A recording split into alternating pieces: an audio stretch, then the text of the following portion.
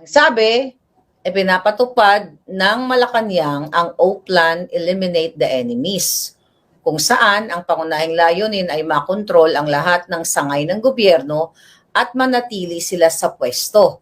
Ang pamilya Marcos, 2028, at 2022 to 2028 si Ngagva, si Tambaluslos naman 2028 to 2034, at si Charis Marcos, ay nakalagay dito, 2034 to 2040. So dito, pinaliwanag sa atin ng ating putingas from Malacanang na mismo narinig niya ang usapan sa plano ni Liza Tanas, ni Bangag at ni Tambaluslos. Ang sabi, ang sequence of events nila ay ganito. Gibain si Vice President Daysara, gamitin ang confidential funds issue. Tapos sabi nga dito, subalit ano ba ang katotohanan? Meron bang pagkakamali si VP Sara? Wala. Okay? Nag-request lang si Inday Sara sa Office of the President kung maaari bigyan siya ng pondo para pondo na gagamitin bilang confidential fund. Pumayag at nagbigay ng pahintulot si Ngagva at nagbigay ng direktiba na hanapan ng pondo at bigyan ng daan ang request. So malinaw na ang source of funding ay Office of the President, na siya rin ang nag-approve ng request na maaari namang i-deny o disapprove kung mayroong batas na malalabag kung ito ay unconstitutional. Si Sara lang ang pinapalabas na mayroon na umanong paglabag sa batas. Subalit ang katotohanan, nagmula ang pahintulot at pagbibigay ng pondo mula kay Kuting. Kuting panganak dito, Kuting, na bilang Pangulo ay siya rin ang number 1 enforcer of all laws of the land. Ngayon, kung ito ay unconstitutional, si Kuting o si Bangag dapat ang managot at ma-impeach dahil siya ang nag-aproba at nagbigay ng pondo kay Sara. Ignorance of the law excuses no one from compliance therewith, not even when you are the president. Maliban na lamang kung na-set up si Inday Sara ni Bangag. Pinainan ng kaso tulad ng inaakusa kay Sara ngayon. Ito pong binabasa ko sa inyo Saturday, November 18 of 2023.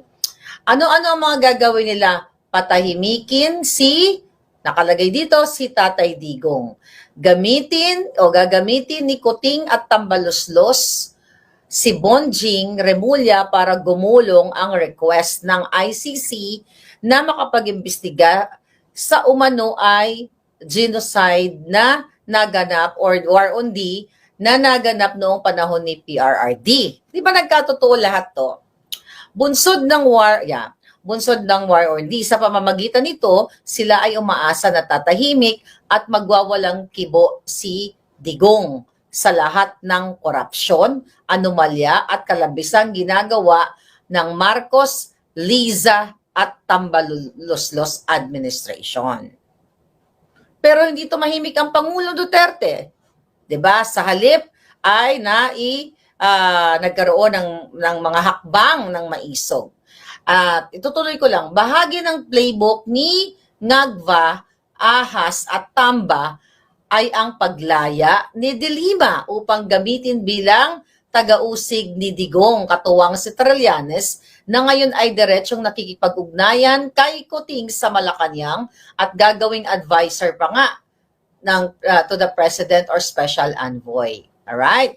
So ito, hindi siya ginawang Special Envoy na official na may dokumento. Kasi hindi naman natin narinig sa mainstream media, pero wala po itong pinagkaiba kay Michael Ma na ginawang Special Envoy to China, nagka-function as Special Envoy, wala rin dokumento.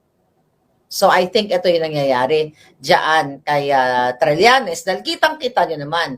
Bahagi rin si Franz Castro ng kanilang team na wawasak at sisikil kay Duterte sa pamamagitan ng isinampang kaso laban dito.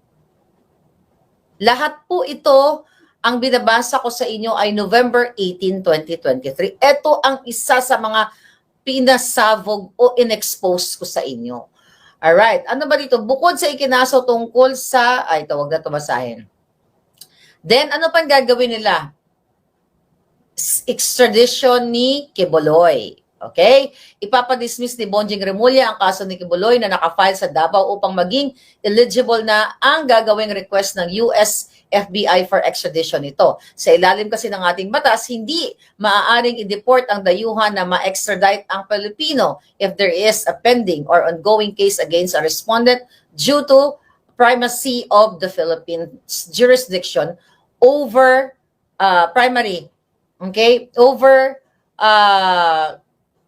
persons residing or sojourning with who is accused of having committed a crime. Hindi nga na-extradite si Pastor Quiboloy, pero tignan nyo naman ang ginawa sa KOJC.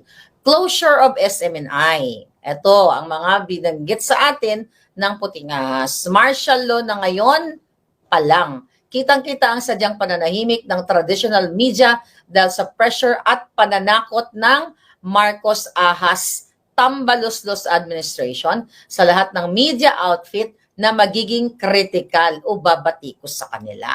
No wonder ang mga media ngayon ay talawan. Tumahimik sila sa kababatikos na bangag, kawatan, magnanakaw ang Marcos family. Look at Rappler.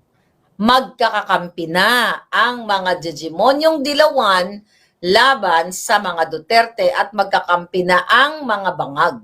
So lahat po ito ay nagkatotoo. Pinakahuli dito, Maharlika at vloggers.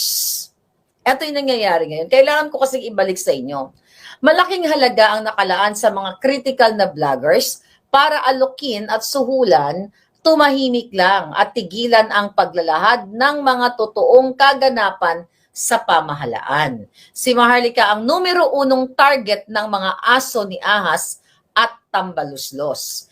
Hinahanap kung sino ang tamang linya papunta sa kanya o dili kaya magkano ang halaga kapalit ng pananahimik niya. Sinabi ko na sa inyo na may nag-offer sa akin December of 2022 pa lang. Name your price. 'Di ba? Pero hindi ko, 3 tao 'yon. Okay? Hindi ako pumayag na magpabayad sa mga buwaka ng inang ito.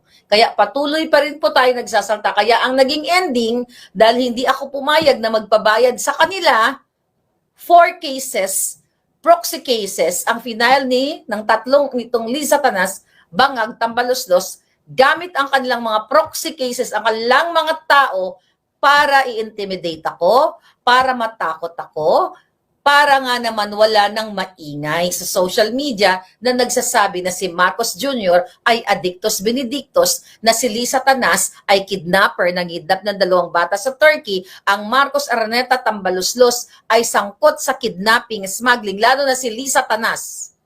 Si Liza Tanas at si Bangag ay mismo inappoint ang isang smuggler. Kaya hindi ako pumayag, kaya ito ang aking ang aking kapalaran. So sabi dito sa ating expose, hinahanap kung sino ang tamang linya papunta sa kanya, sa akin o dili kaya magkano ang halaga kapalit ng pananahimik niya.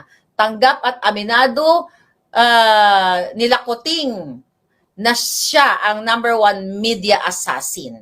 At kung hindi makokontrol ay malaking sakit ng ulo at balakid sa kanilang mga plano. Okay. Now, ito ang gusto ko ipakita sa inyo. Okay. Dito sa dulo, removal of Sara Romualdez is new VP. Sinabi ko sa inyo yan, tatanggalin si Inday Sara para si Tambaluslos ang maging new Vice President. Ang sabi dito, from Puting Ahas, that message, okay, nakita nyo yan?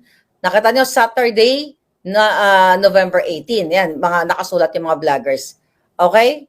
Through impeachment, ayan, sabi dito, through impeachment, they will remove Sara through the help of the heavily corrupted House of Representatives and the full cooperation of the compromised and unprincipled Senate.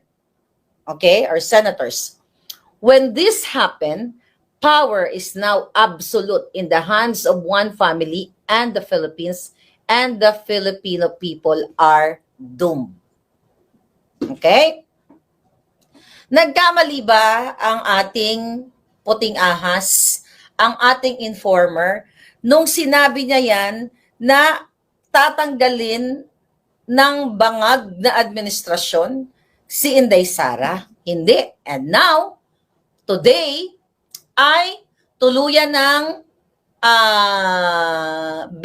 pumirma at binoto ng mga tiwaling kongresista para maisulong nila ang impeachment kay Inday Sara.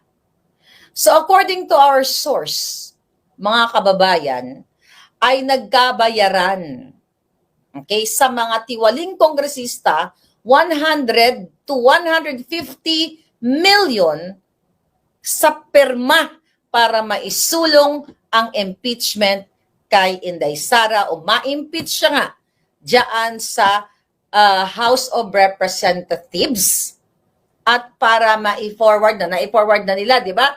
Papunta sa Senado. Di ba? So pinirmahan nila ang articles of impeachment, then ifinorward na nga sa kanilang dito sa Senado para magkaroon ng impeachment trial. Pero wag silang pakasisiguro. Dahil itong ginagawa nila, lalong ginagalit ni Lisa Tanas, ni Tambaloslos, ni Bangag, ang taong bayan, dahil kung matatandaan ninyo na sinabi ni Bangag ang kanyang statement diyan sa pagsulong o gustong pag-impeach kay Inday Sara, ay unimportant daw si Sara at ayaw daw niya ng ganun-ganun. Pero ang namuno, ayaw niya nang ma-impeach si Sara, pero ang totoo, sila ang nagplano. Ang bangag na administrasyon na ito.